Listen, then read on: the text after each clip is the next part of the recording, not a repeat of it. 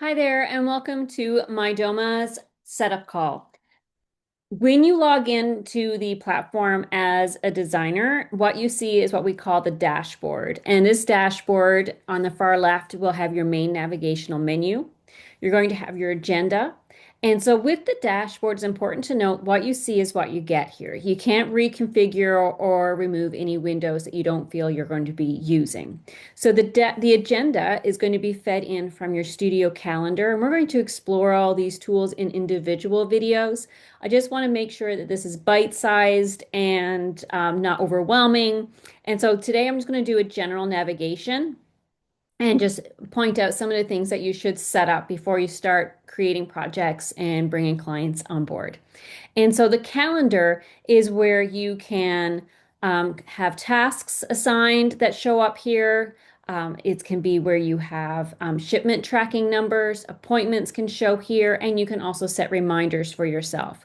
And so the calendar will show you across all projects, but you can also have um, or go rather to a project and specifically and see the calendar inside of a given project. So if you want to know what's going on within a given project, you can go directly to its calendar, and that just helps you, weed out everything else that might be going on inside your studio.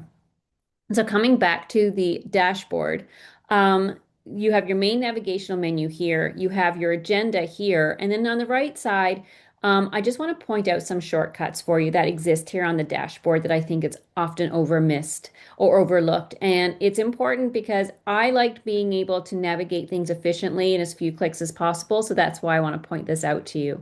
So this is a shortcut to create a project. Here's a shortcut to create a product. Now, you do not have to create products manually in Mydoma. We do have an extension called the Product Clipper that you can install. This is a shortcut to creating and setting up your services, and then, of course, your team management. Now, you can only add team members if your subscription allows you to do that. So that can be accessed inside your studio settings, and you would click on billing. From there, we also have some shortcuts in the bottom left corner. So here is where you can create a task. So I definitely recommend that anything that you find is repeatable, that you're doing over and over again in your business or in your workflow, that you set this up as a task, but take it a little step further and save it as a template for yourself. And that will allow you to use that task across multiple projects. Now, I'm going to dedicate an entire video to setting up your workflow. Bear with me as I get those recorded and get those uploaded for you. And then the last shortcut that I wanted to point out is your time tracking tool. So I love that the time tracking tool is built into the project management platform because it makes it so easy for me to generate my time report right inside the platform, as well as invoice my time entries. And if you have team members, you can have the team members filtered by, or have the time entries filtered by team member as well. And if you click on your name in the lower left-hand corner, you will go into your user notifications and you will see what actions that your clients will be doing that you'll be notified on, and not just your clients, but your team members as well. And so those notifications will show up here in the notification center in the top right corner. And don't worry about the verbiage here being fairly generic because these are all clickable. So you can click on these and the system will automatically redirect you to, in this case, it would be to the project and right to the contract. And you will be able to see who signed the contract and the time and date stamp that it was signed. Coming over to the top left corner, this is where you can go in into your studio settings here. This is where you can access your team management. So this is a second way to do it if you don't want to do it from here. This is how you can access their knowledge base. And the apps and extensions is where you can go and to install the product clipper that will allow you to add product from vendor websites, whether it be retail or trade, directly into either your product catalog and or you can put them directly into a project. It's completely up to you. So that is your summary. So you'll want to go into your studio settings, and when you do that, you'll want to do something like go in and update your invoice header and footer, what information you want to have there on your orders, for example, and your proposals.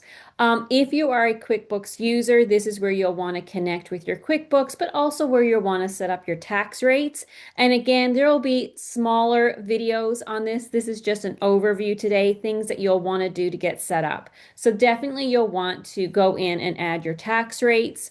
Coming back to the dashboard, you'll also want to set up some services. So the services are those that you are going to be creating for yourself and billing, but also third-party services. So like your workroom or your contractor or the upholsterer and what have you. So some services may have rates on them and some of them will not, because the services and the rate itself is going to be very project specific.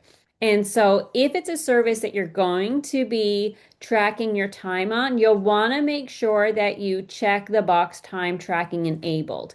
Now, obviously on my workroom, which is who would be fabricating my drapery for me, I would not have time tracking enabled on that. And as you can see, I don't have my rate on there either, because of course that is something I'm going to be getting quotes on and estimates on. So that's setting up your services. And again, you can quick create those right from your dashboard. You can go create service right from here and create and set those up. Coming into your client list, I'll talk about setting up your clients, but in order to add a client to the portal, you just need their first name and last name and email address to get started, but that'll be another video as well. But besides services, definitely you'll want to go in and add your vendors. Now, to add a vendor, all you need is the vendor name. You don't need to fill out the account number or vendor URL. And then you can come in, and this is where you can specify what your discount is with the vendor. You can also set a markup. And so anytime you source a product from that vendor, your discount and markup will automatically be calculated for you inside the project. Now, even though the system can automatically calculate that, you can definitely override that inside the project itself. Maybe it's a situation where you're getting a better discount with that vendor at this for this project, or you're needing to adjust the markup. Completely up to you. But all that to say, adding your vendors will definitely go a long way to making that whole sourcing piece of your workflow that much more efficient. And again, that will be a follow-up video. So anyway, that is just a typical overview of Mydoma's dashboard, the main navigational menu, some things to set up as you get started. The next video, I'll walk you through on setting up your project template, and this project template can be the foundation for all future projects. And so think about how or what types of services that you provide, or what, not services, but what types of projects you work on. So if you are a designer who does full service projects or a designer who does virtual design projects, you'll want to set up a template that coincides with how you work and how that project is going to be executed.